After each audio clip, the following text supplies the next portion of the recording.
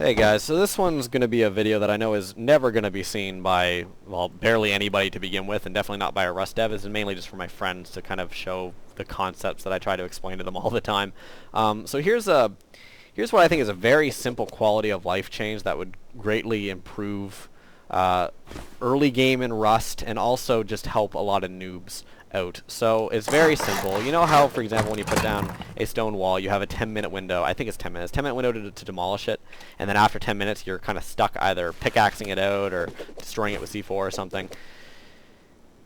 The reason why they do this, and it's a good reason, is because they don't want people basically barricading in some of their best loot and just walling it in and making it undetectable to raiders, because raiders would have absolutely no idea that there's something behind this wall. Here's the thing, though, is that I think there's a way to get best of both worlds with this, relatively easily, too. And the thing is, and yeah, it's because this is already in the game.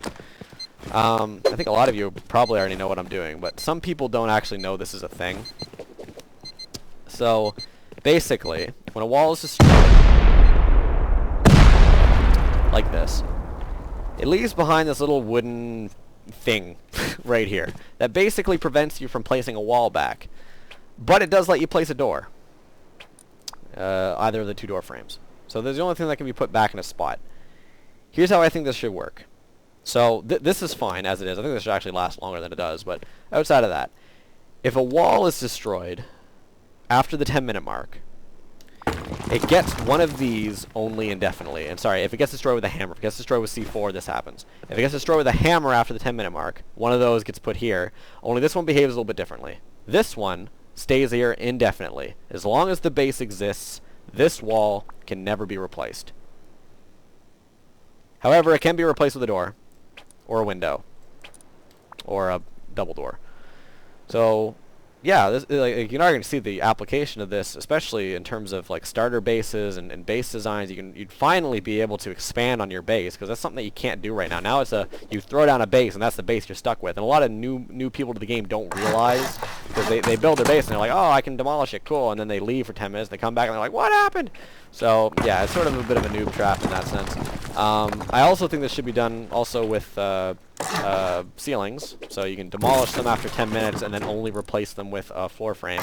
And then triangles, unfortunately right now, because we don't have anything to put there, triangles are just they're gone. Once you destroy a triangle floor, it's gone. So you better replace it with a door or something.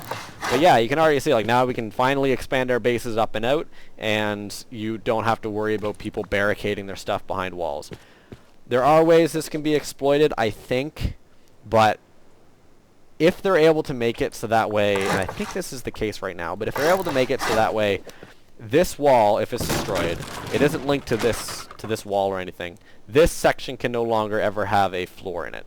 So even if this is destroyed, and then you, for example, put a door in place and then put one of these back, it shouldn't let you do it.